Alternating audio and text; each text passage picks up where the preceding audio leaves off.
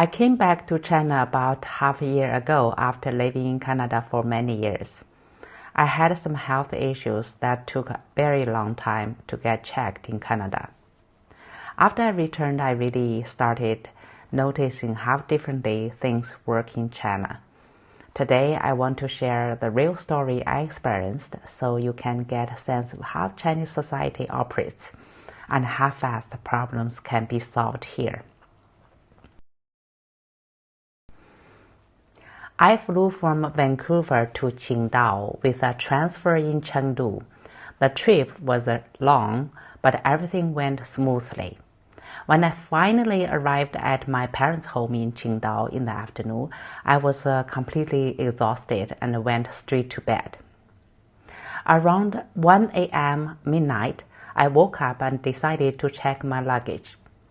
That's when I realized something was missing. My laptop bag was not there, the one with my laptop, my iPad, and the extra iPhone inside. My mind just went completely blank. Then I replayed the entire trip in my head, trying to figure out where I could have lost it. I remembered taking the bag out during the security check in Chengdu, so I was almost certain that after passing security, I forgot to put it back into my luggage. I went to search online right away and found Sichuan Airlines mini app on WeChat. In China, WeChat isn't just for chatting, messaging, and making payment. People pay their phone bill, utility bill, electricity bill on WeChat. Nearly all companies and public services have a mini app on it. I found the airline's phone number and called it right away. Even though it was midnight, a real person actually answered my phone. He gave me the lost and found number and told me to call again after 4 a.m. when they were open. I couldn't sleep at all, so I waited till 4. At exactly 4 o'clock, I called, and again, real person picked up. In China, people don't use voice message, and you don't hear long recorded instructions asking you to press button after button. However, this is very common in Canada. In China, you call someone. If the line is busy, you hang up and call again, or sometimes the other side calls you back. Back to my story. I explained my situation, and the woman gave me another phone number for international lost and found.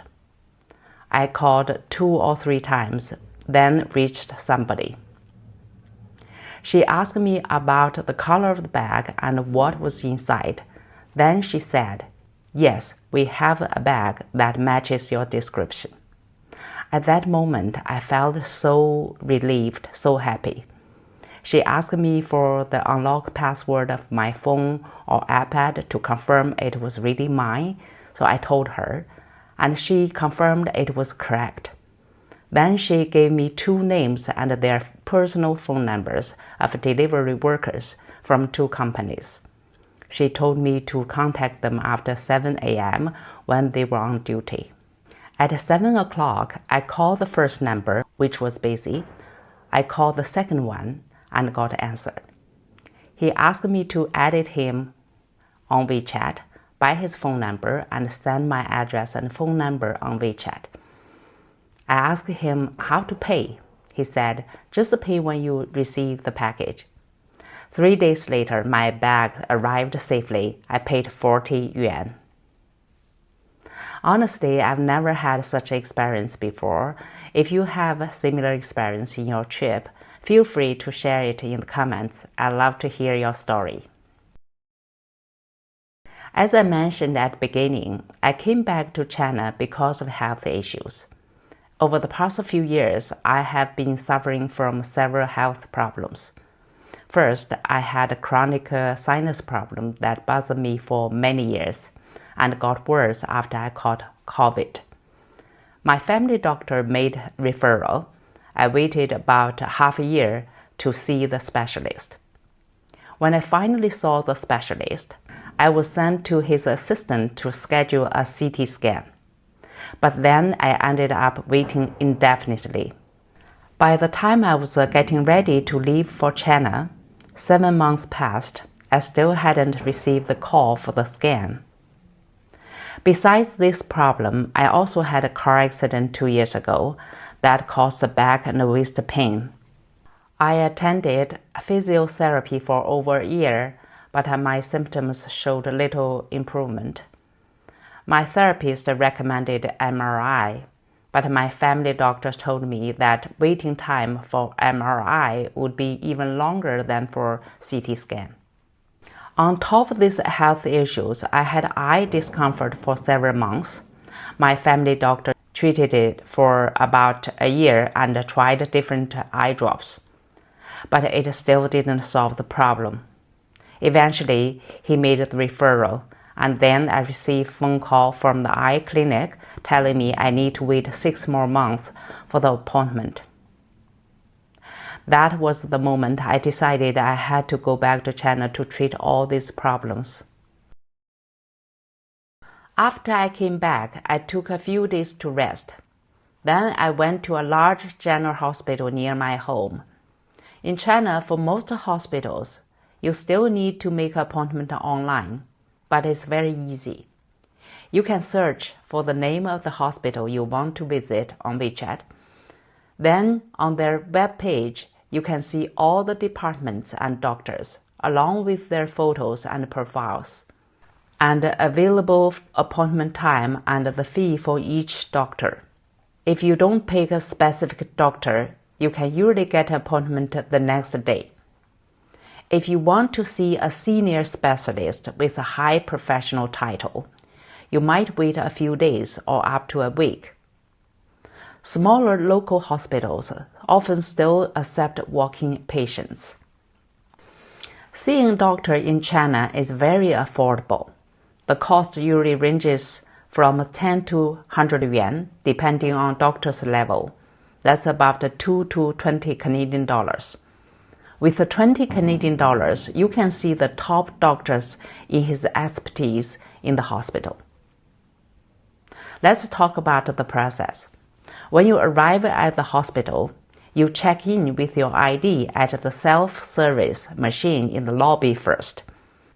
There are always staff nearby to help.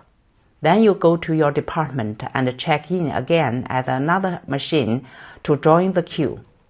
Then you wait in the waiting area, watching for your name to appear on the screen. Your name is also called when it's your turn to enter the doctor's office. The doctor usually spends a few minutes listening to your symptoms and asking questions. Then, if needed, they send you for tests. In most cases, these tests can be done the same day. After the tests, you log in the queue again, but this time you don't need to wait because return patients are in priority. When you go in, the doctor already has your results in the system. The doctor reviews the results and explains them to you and gives you their medical opinion. You receive printout diagnoses and prescriptions, then go directly to the hospital pharmacy to get your medicine. You can also print out your test reports and imaging films at self-service machines. At the large regional hospital I visited, my appointment was in the afternoon, so both my CT scan and MRI were scheduled for the next day. In total, I saw a sinus specialist and a spine specialist and completed both CT scan and MRI, all within 3 days. The total cost was about 110 Canadian dollars. 110. Most Chinese people have medical insurance that covers a large portion of these costs, so they might only pay around $10 for what I paid. After you make an appointment, you don't need to arrive at the hospital exactly at the time you booked online, because everyone needs to check in at the machines when they arrive. I usually get there a half hour early so that I will be called into the doctor's office around my scheduled time. In Canada, I remember once I missed my appointment and arrived a few minutes late because of traffic. As a result, I wasn't able to see my family doctor and had to make another appointment a month later because the doctor was going for vacation. In Canada, the doctors sometimes feel like royalty, and their clerks can act like privileged gatekeepers, often arrogant and impatient toward vulnerable patients. In China, doctors and hospital staff are treated more like workers in any other profession. They operate almost like an assembly line in the factory. Everyone knows their role, and everything is organized, and the process moves quickly and smoothly. That's why they can handle such a large number of patients every day. When I was in Canada, I rarely bought things online, but after coming back to China, I became addicted to online shopping. Unlike North America, where Amazon dominates the market, China has many different online shopping platforms. The most popular one is Taobao. Taobao is often described as a Chinese version of Amazon, but in reality, it is a completely different ecosystem. Taobao is a paradise for both small businesses and consumers. The variety, convenience, and prices are simply irresistible. On Taobao, although there are well-known brands backed by the large factories, the platform is mostly dominated by hundreds of thousands of small personal and family-run businesses. Through these small businesses, while enjoying the enormous variety of affordable and creative products, you can truly see how resourceful, productive, and innovative ordinary Chinese people are. Customer service is also amazing. Whenever you have a question about a product, you can message the store through its online chat, and you will usually get a reply from a real person within seconds. As you know, China is a big country, but on Taobao or any other platforms, all orders arrived within 3 days. 4 days at most if you order something from remote areas. Delivery is free, even for items that cost just a few yuans. And the most amazing part is the return policy. For most products, if you are not satisfied, you can return them with a free return shipping. That alone completely changed my idea of online shopping. There's a saying in China, on Taobao, there's nothing you can't buy, only things you haven't thought of. And it is true. You can buy fresh vegetables,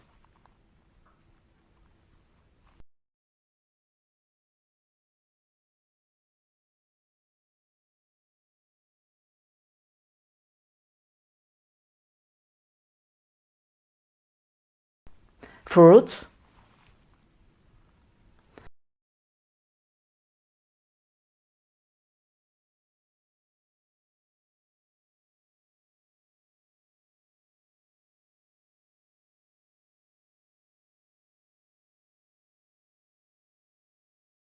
regional specialty foods,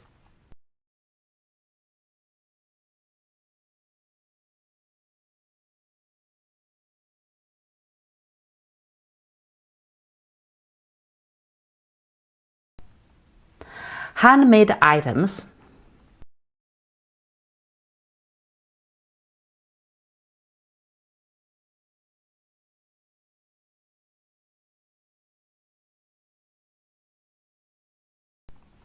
customized products,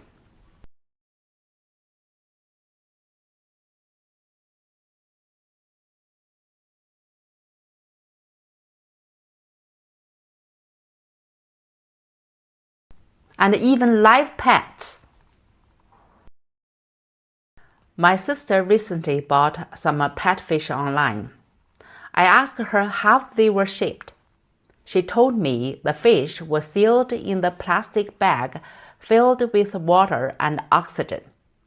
Within 3 days, all the fish arrived alive. Not a single one died. My most recent experience in China was renewing my Chinese driver's license. I went to the office without the appointment. From the moment I walked in to the moment I walked out, with my new driver's license in hand, it took only 15 minutes. There were just 3 women working in the office. There were no glass windows separating staff from customers. Instead, there was a long table with staff on one side and customers on the other side. The process was incredibly efficient. The first staff checked my old license and ID. Then she guided me through a hearing test and color blindness test and took my photo. After that, I moved to the second staff for a vision test. Then I moved to the third staff, who updated my information in the system and printed out my new license. What impressed me most was how they worked together. They served 4 or 5 people at the same time, switching tasks smoothly. If one station got busy, they immediately asked another colleague to help, so no one had to wait for long. In just 15 minutes, everything was done. Honestly, it felt more like a well-organized production line than a government office. My channel focuses on teaching Chinese language. To make videos of teaching Chinese characters, I subscribe to a website that can generate Chinese characters in many different styles. What really surprised me was that the developer's personal WeChat QR code was displayed on the website. So whenever I had a question or ran into a problem, I could simply send him a message through WeChat. Every time, he replied quickly and guided me step by step. One time, I needed a feature that wasn't listed in the options. I sent him a message. He told me he would add that feature soon. 2 hours after the conversation, he sent me a message saying it's done. The feature has been added. I was impressed how fast and how seriously they handled their business. This is what people mean when they talk about China speed. In China, competition is intense, and customer feedback is taken seriously. Businesses improve extremely fast, and you can feel that speed in almost every aspect of daily life. I will share more of my experience and thoughts about China in the future videos. Don't forget to like and subscribe.